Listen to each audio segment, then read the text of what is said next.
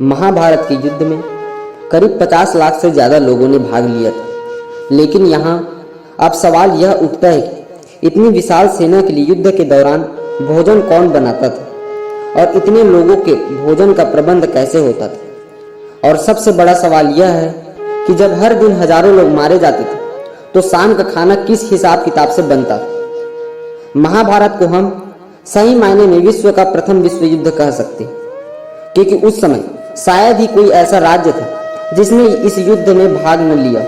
उस समय भारतवर्ष के समस्त राजा या तो कौरव अथवा पांडव के पक्ष में खड़े दिख रहे थे। हम सभी जानते हैं कि बलराम और रुक्मिणी ये दो ही ऐसे व्यक्ति थे जिन्होंने इस युद्ध में भाग नहीं लिया, किंतु एक और राज्य ऐसा था जो युद्ध क्षेत्र में होते हुए भी युद्ध से विरक्त था, और वो था दक्षिण का राज्य उडुपी।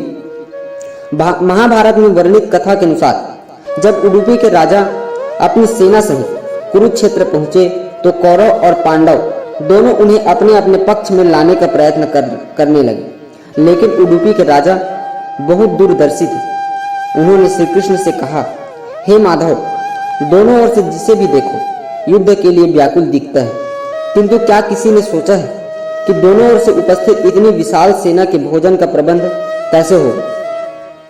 तब इस पर श्री कृष्ण ने कहा, महाराज, आपने बिल्कुल सही सोचा है। आपके पास इसकी कोई योजना है?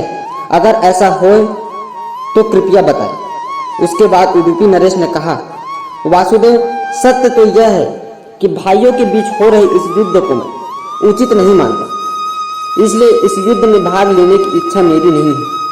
किंतु ये युद्ध अब टाला नहीं जा सकता। इसी कारण मेरी यह इच्छा है कि मैं अपनी पूरी सेना के साथ यहाँ उपस्थित समस्त सेना का भोजन का प्रबंध करूं। राजा के बात पर श्री कृष्ण ने मुस्कुराते हुए कहा, महाराज, आपका विचार अति उत्तम है। इस युद्ध में लगभग 50 लाख योद्धा भाग लेंगे, और अगर आप जैसा राज्य उनके भोजन के प्रबंधन को देखेगा तो हम सभी ओर से निश्चिंत ही रहेंगे। वैसे भी मुझे पता है कि सागर जितनी विशाल सेना के भोजन प्रबंधन करना आपके और भीमसेन के अलावा और कोई नहीं कर सकता, किंतु भीमसेन इस युद्ध से खुद को अलग नहीं कर सकते। अतः मेरी आपसे प्रार्थना है कि आप अपनी सेना सहित दोनों ओर की सेना के भोजन का प्रबंध करें। इस प्रकार उडुपी के महाराज ने सेना के भोजन का प्रभार संभाला।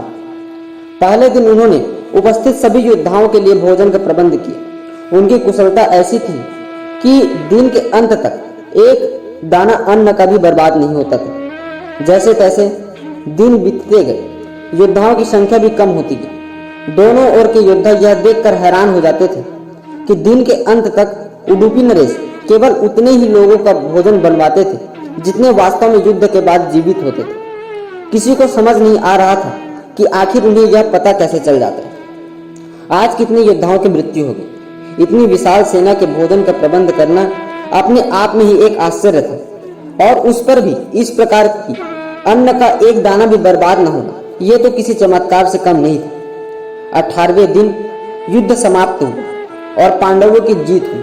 फिर युधिष्ठिर का राज्याभिषेक हुआ। तब युधिष्ठिर से रहा नहीं गया और उन्होंने उडुपी नरेश से पूछ ही लिया कि महाराज, सभी हम लोगों की प्रशंसा कर रहे हैं कि किस प्रकार हमने उस सेना को परास्त कर दिया जिसका नेतृत्व पितामह भीष्म, गुरु द्रोण और हमारे ज्येष्ठ भ्राता कर्ण जैसे महारथी कर रहे थे। किंतु मुझे लगता है कि हम सबसे अधिक प्रशंसा के पात्र आप हैं, जिन्होंने न केवल इतनी विशाल सेना के लिए भोजन का प्रबंध किया, अपितु ऐसा प्रबंधन किया कि एक दाना अन्न का व्यर्थ न हो पाए। मैं आपसे इस कुशलता का रहस्य जानना चाहता हूँ। इस पर उडुपी नरेश ने कहा, सम्राट, आपने जो इस युद्ध में विजय पाई है उसका श्रेय आप किसे देंगे? इस पर युधिष्ठिर ने कहा, श्री कृष्ण के अतिरिक्त इसका श्रेय और किसे दिया जा सकता है? अगर वे न होते तो कौरव सेना को परास्त करना असंभव था। तब उडुपी नरेश ने कहा, महाराज, आप जिसे मेरा चमत्कार कह रहे हैं वो भी श्री कृष्ण के प्रताप से ही संभव हुआ है। ऐसा सुनकर वहां उपस्थित लोग आश्चर्यचकित हो गए।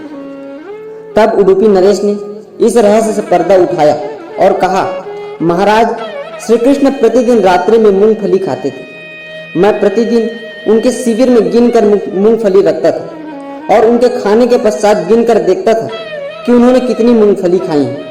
वे जितनी मूंगफली खाते थे उससे ठीक 1000 गुना सैनिक अगले दिन युद्ध में मारे जाते थे।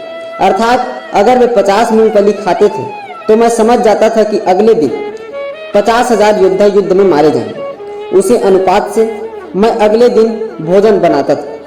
यही कारण था कि कभी भी भोजन व्यर्थ नहीं हुआ। श्री कृष्ण के इस चमत्कार को सुनकर सभी लोग उनके आगे नतमस्तक हो गए।